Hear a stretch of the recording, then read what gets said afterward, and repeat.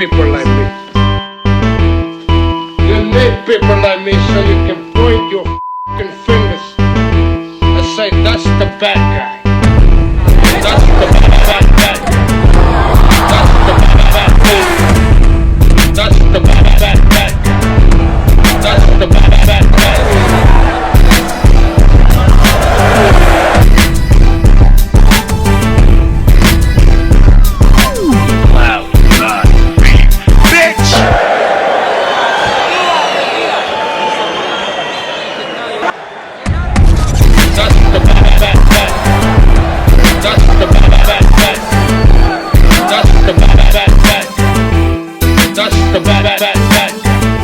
Welcome to the motherfucking relay. We're covering today's top boxing news. Ow! Okay, we'll start with this. Reigning WBA bantamweight champion from right here in the US of A, Jamie Mitchell, posted this to her Instagram account. It reads, well, to all of my fans and loved one outside of the rematch with Shannon Courtney this summer, I got a call from my manager with some really good news. But on the other hand, let's be transparent, unlike Shannon Courtney. I've been professional every step of the way. I have been continuing to work extremely hard, sharpening my tools and working on my flaws with my coaches, and always having me ready for whatever my manager, Brian Cohen, has on the table to offer. I truly believe I am deserving of the rematch being in the USA. On top of that, I am WBA world champion at 118 pounds. That's true. If Shannon Courtney wants a rematch with me, it should definitely be in the USA. It's only right. It's possible. Matchroom stages shows both in the United Kingdom and the United States, so it's possible that they could schedule the Shannon Courtney rematch for a show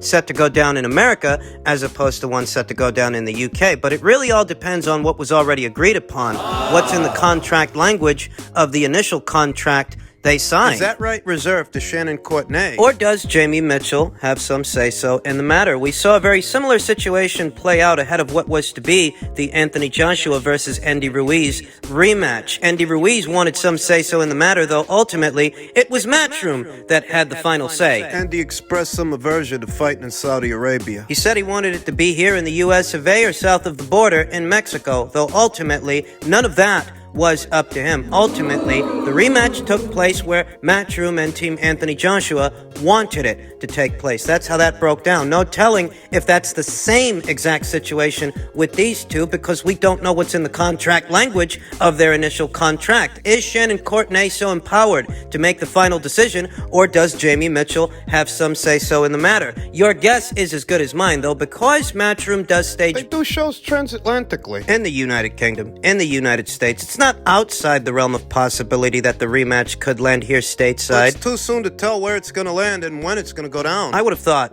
3 months into the year of 2022, we'd have more concrete answers as far as the rematch and when it's supposed to take place. Better still, this is the biggest money fight for Jamie Mitchell at this time. I mean, if she were to walk away from the rematch with Shannon Courtney, you tell me what other fight out there gets her that same purse, that same kind of payday. Maybe a unification match with Ebony Bridges? Yeah, maybe if Ebony hadn't just fought this past weekend, she just won the IBF title. Bridges versus Mitchell ain't likely. Ebony just fought. The reigning WBC champion, Yuli Hangaluna of Mexico, she's booked. She's supposed to be fighting... She's supposed to be taking on unbeaten Mayeli Flores early next month on the 2nd. She's booked, and so is the reigning WBO champion at this weight, Dina Thorsland of Denmark. She's supposed to be in action early next month also. She's supposed to be taking on Venezuela's own Nina Carreno. Yuli Hangaluna fights on the 2nd. And a week later, on the 9th, Dina Thorsland will be returning to action. That being said, for the time being, the Shannon Courtney rematch is the most lucrative fight that Jamie can have. Perhaps the biggest available financial opportunity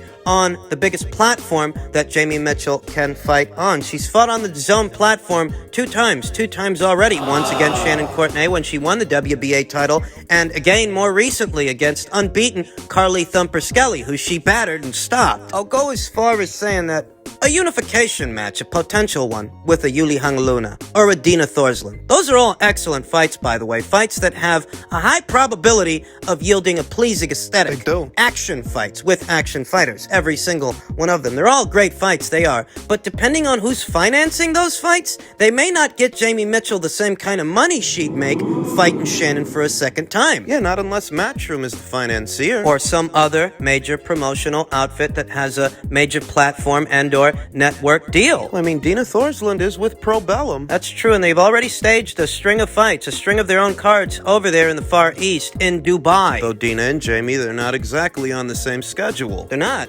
Jamie Mitchell saw action earlier this year, early last month, whereas Dina's set to return to action early next month. No, they're not really on the same schedule. Granted that something can always be worked out, so long as both teams are willing. The most viable fight, the most viable cash fight at this time for Jamie Mitchell is that Courtney rematch. But is this going to be a problem? Jamie Mitchell wanting the rematch to go down in the United States as opposed to the United Kingdom, is that going to be a stumbling block, an obstacle? You saw Courtney this past weekend, and she looked a little thick around the collar. She didn't look match fit. She didn't look like a fighter that's getting ready for a fight. Fight with Jamie Mitchell as approximately 5 going on 6 months ago in early October of last year. What's the holdup? What's going on? Jamie's fought at least once since then. We'll see what shakes up. We'll see what happens with this potential rematch between Courtney and Jamie Mitchell. In other news, Ryan Rozicki, Canada's own Ryan Rozicki, is going to be returning to action Saturday, May 7th, against Yamil Peralta. This will be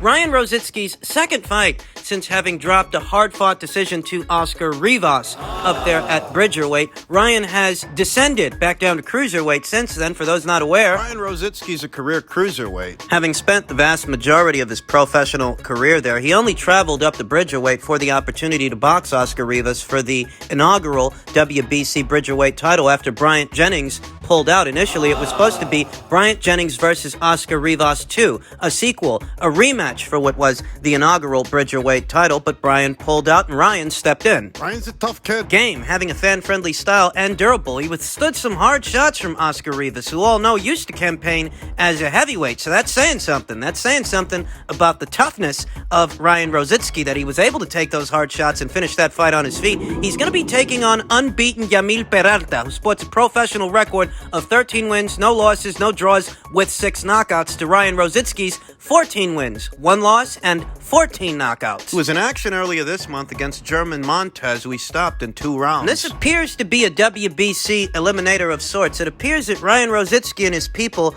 are going the WBC route. In the cruiserweight division, the WBC's full-fledged cruiserweight champion is Lunga Makabu. Lunga Makabu, a Don King Promotions fighter, if you can believe that. In 2022, there are still fighters out there signing to Don King, and Don King is still promoting fights. Lunga Makabu, who also just so happens to be in the running for a Canelo Alvarez fight. Yeah, provided Canelo makes it through his next 2 fights. I don't think it's wise of Ryan Rozicki and his team to go the WBC route, because so long as Lunga Makabu is that division's WBC champion, there's potential there for Don King to make things complicated in all the ways he's made things complicated for Daniel Dubois. Very recently, Don King beat out Frank Warren for the rights to Dubois versus Trevor Bryan. Trevor Bryan, yet another one of Don King's fighters in what remains of his stable here today. Don King placed a winning bid of $3.1 million to win the rights for that fight, but now what he wants to do is take the WBA to court in order to alter the split. And if that situation drags on, could be a while before Daniel gets to fight for that WBA regular title. That WBA regular title that Trevor Bryan is in possession of could be used as a segue to challenge for the full title that Alexander Usyk currently holds. And what I think Don King is angling for, what he's trying to do, is cause that situation to drag on long enough that maybe Daniel just gets tired of it all and walks away. So when you think about how Don King is mucking up that situation at heavyweight, it's conceivable that he could muck up this situation for the likes of a Ryan Rozicki at cruiserweight, provided Ryan actually makes it to the point to where he's the WBC's mandatory challenger. Yeah, if he makes it that far. He might. He's a tough kid, takes a great punch, real fan-friendly style, a slugger, a call-in to the fighters of old, like George Chuvalo. Mid-range to inside guy, likes to trade. He's a pressure guy. Left a lasting impression on me the first time I saw him against Oscar Rivas in the inaugural Bridgerweight title fight, and I think he might have what it takes. He might, though should he become the WBC's mandatory challenger, so long as Don King's Lunga Makabu holds that green belt, well, there could be problems. I could see problems in the future. Supposed to be fighting Yamil Peralta, unbeaten Yamil Peralta, May 7th for the WBC's International Cruiserweight title, a step in the direction of the full title that Lunga Makabu holds. It's a distinct possibility this kid goes all the way. You have to wonder, with Lunga Makabu being in the running for a Canelo Alvarez fight 2 to 3 fights from now, that Don King won't be very protective of his cruiserweight stallion, his pony in that cruiserweight show. Could be some time before Ryan Rozicki becomes the WBC's mandatory challenger, though I question what happens if he does and Lunga's still got the belt. How's Don King gonna feel about that? For now, he's got to get through this guy May 7th, and, let's see if he does. In other news, per a tweet from Michael Benson, I'm sure most of you have heard by now that Jaime Munguia versus Daniel Jacobs is reportedly being targeted for June 11th at 164 pounds. That answers that question. We talked about this potential matchup here on the channel and how both of these guys, they might have to meet in the middle because Jaime's been campaigning as a middleweight and Danny Jacobs moved up to super middleweight. Moved up that way back when in December of 2019. After having lost his IBF title to Canelo Alvarez at middleweight, he subsequently made a move upstairs to super middleweight, took on Julio Cesar Chavez Jr. in a fight that Julio Cesar Chavez Jr. decided not to finish just when it was getting interesting. Didn't want to fight, he's been up there ever since. Having fought 2 times since that Julio Cesar Chavez Jr. fight, he had a lackluster showing with Gabriel Rosado we talked about here on the channel. He didn't deserve that decision, but he got it. In my opinion, he did deserve the decision in his last fight over there in the United Kingdom across the pond against John Ryder. I felt Danny Jacobs did enough to win the fight, but the judges didn't. It's just one of those things. Now he's being conjured up as cannon fodder for Jaime Munguia, who was pulled out of that set of negotiations for a Charlo fight. We talked about that in great detail here on the channel. I mean, Jaime Munguia really should be fighting for a title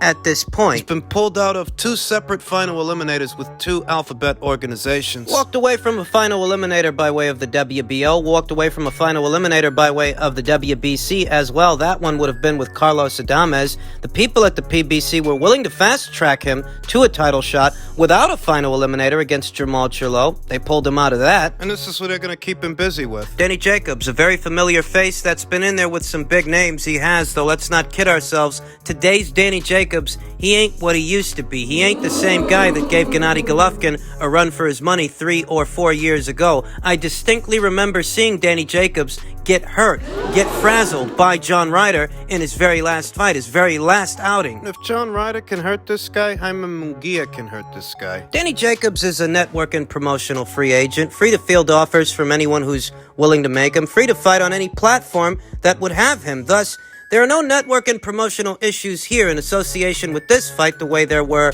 in the Charlo fight. There's no involvement from Showtime. If they do this fight and they get it over the line, in all likelihood it's going to be a Golden Boy Promotions affair, a Golden Boy Promotions show featured on the DAZN platform. I'd be lying if I said the fight's not interesting. Danny Jacobs has the right base style for a pressure fighter, a mid-range to inside guy. He does. A mid-range to inside guy like Jaime Munguia is a mid-range to inside guy. The thing is that Danny Jacobs, physically, he ain't what he used to be. Even if he does have the right base style for the job, is his body up for it? He's 35 years old. Got hurt by John Ryder in his last fight. He might get knocked out by Jaime Munguia in his next fight. That's a distinct possibility. Be lying to you if I said it's not an interesting fight, but it's about time for Jaime to fight in more than just a mildly interesting fight, a mildly interesting affair. It's about time he fight for a title. They want to do this thing in June on the 11th. Catch weight of 164 pounds. You wonder if Jaime Munguia He wins. beats this guy, does he stay? Is this going to herald a super middleweight campaign for Jaime? Since his handlers aren't too interested in having him fight for a title at middleweight. And finally, a story in reference to yet another guy set to move up in weight. Jack Catterall, Jose Ramirez protest placement of Teofimo Lopez at number 2 in the WBO's 140-pound rankings. Jack Catterall and Jose Ramirez figured to eventually fight for a junior welterweight title once the belts become available in the near future. Both now find themselves fighting through their legal team to challenge their respective positions in the latest WBO rankings. Attorneys for Catterall and Ramirez submitted separate letters of protest, largely questioning their placement outside the top 2 contender slots in the 140-pound division. Both specifically challenged the idea of former lineal WBA, IBF, WBO lightweight champion Teofimo Lopez advancing to number 2 in the March 2022 update without ever having fought at the weight and coming off a loss. That makes absolutely no sense. It just doesn't. The debate comes amidst speculation that the undisputed junior welterweight champion Josh Taylor will soon move up in weight, at which point the WBO belt will become one of 4 junior welterweight titles up for grabs. Not questioned by any of the aforementioned parties was the placement of Australia's Liam Paro, 22-0 with 13 KOs, who is the number 1 ranked contender. Paro advanced to the top spot in the wake of Catterall's controversial points loss to Taylor in February, as the unbeaten Aussie contender is coming off a 10-round win over Puerto Rico's own Yamo Alamo in a WBO-sanctioned eliminator last December 18th. The sanctioning body has now placed the responsibility on Jack Catterall, Jose Ramirez, and Josh Taylor to plead their case as to who most deserves the number 2 position. Not Teofimo. Nothing against him, but the idea that he deserves to be ranked as the number 2 guy in the WBO's ranked standings, having not fought at 140 pounds and currently coming right off a loss at 135, it makes no sense for him to be ranked ahead of Jose Ramirez. What, Jack Catterall? That was a controversial decision loss. Controversial decision loss in a fight that many spectators, myself included, think he won, whereas there was no controversy in association with Teofimo's last loss that didn't even take place at this weight. So what do you get? He deserves the number 2 spot. You might be wondering why Jose Ramirez is so focused on the brown belt. Why is he so focused on the WBO title and being ranked as their number 2 contender when he's already ranked at number 2 by way of the WBC? And it's because Regis Prograrius very recently was in action in Dubai, and apparently that fight against Tyrone McKenna was some kind of WBC eliminator. The story now is he's supposed to be squaring off against Mexico's own Chon, Jose Zapata, in what will either be a WBC final eliminator or a fight for the newly vacated title once Josh Taylor moves up. Behind Regis Prograrius in the WBC's ranked standings is Jack Catterall, but Jack, like Jose, seems more focused on the brown belt, the WBO title, as opposed to the WBC title. Could it be that neither one of these guys want to get into a fist fight with Regis? Could it be they don't want to have to go through that guy? I don't know how the WBO is going to sort all of this out, but what I do know is that if both Jose Ramirez and Jack Catterall are prioritizing the brown belt as opposed to the green one, the next man in line behind Jack Catterall is Spain's own Sandor Martin. Sandor Martin, who's coming off a big win over Mikey Garcia, a shock upset win, and he's supposed to be in action very soon. Next month on the Feist Against Jose Felix. And behind Sandor Martin in the WBC's current rank standings is none other than Teofimo Lopez himself. It's a mess. It's quite a mess. And I really don't know how the alphabets are going to sort all of this out. But what I do know is that it makes absolutely no sense for Teofimo Lopez to achieve a rank ahead of Jose Ramirez and Jack Catterall when he hasn't even fought as a 140-pound fighter and he's coming off a loss downstairs at 135 pounds. He's not just coming off a loss, he's coming off a hand surgery. He doesn't even have a tentative fight date penciled in for his big ring return. I vaguely recall hearing Bob Arum say to Barbershop Conversations that he expects Teofimo to return sometime in August? What sense does it make ranking him ahead of them?